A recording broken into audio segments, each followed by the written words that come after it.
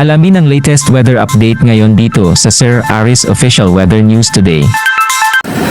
Patuloy po na lumalapit yung sentro nitong si Bagyong Marce sa Northern Luzon at ulit itong namataan 200 kilometers na lamang po sa silangan ng Apari, Cagayan.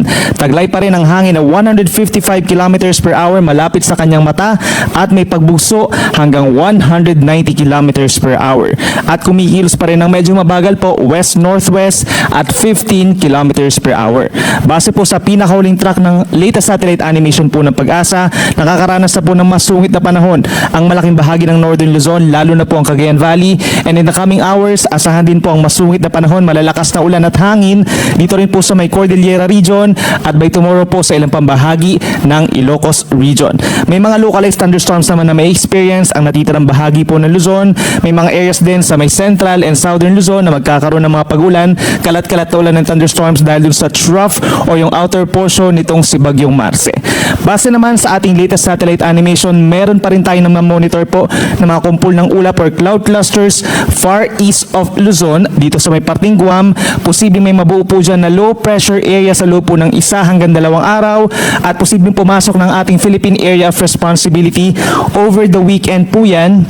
Kaya patuloy po tayong magmamonitor dahil posibleng maka-apekto muli sa malaking bahagi ng Luzon ang nasabing weather disturbance at hindi rin natin dinidiscount na magiging isang bagyo po ito sa susunod po na linggo.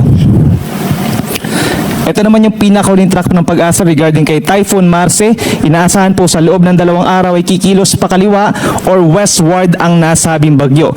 Ibig sabihin dadaanan nito ang mga kalupaan dito sa may Northern Luzon, ganyan din sa may Babuyan Channel, and eventually by tomorrow po sa may West Philippine Sea hanggang sa makalabas ng ating Philippine Area of Responsibility bukas ng hapon or gabi. In terms of intensity, mananatili pa rin itong malakas or nasa typhoon category pa rin po. Nasa peak intensity na ito sa ngayon at around 155 kilometers per hour.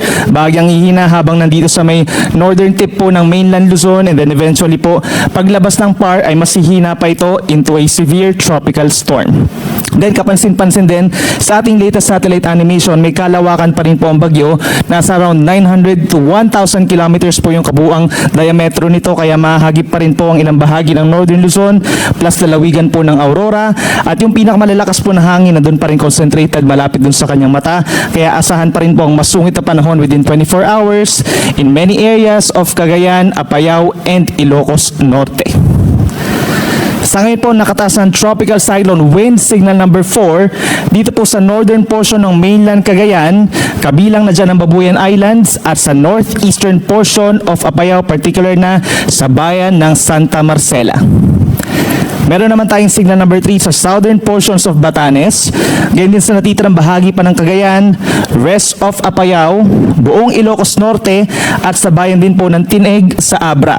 Kapag meron tayong signals number 3 and number 4, asahan po yung malalakas na hangin na bugso na posibleng makasira po ng mga puno at mga pananim, makapagpatumba rin po ng ilang poste at mga linya ng kuryente, at posible rin po ang makasira ng mga struktura.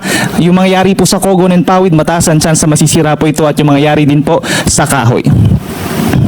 Signal number 2 naman po ang nakataas sa maraming areas po sa may Northern Luzon, natitirang bahagi ng Batanes, northern and central portions of Isabela, rest of Abra, buong Kalinga signal number 2, as well as Mountain Province, hilagang bahagi po ng Ifugao, hilagang bahagi ng Benguet, Ilocos Sur at northern portion of La Union. So posible po pag may signal number 2 hanggang 85 kilometers per hour po yung taglay na hangin, so may kalakasan din po ito.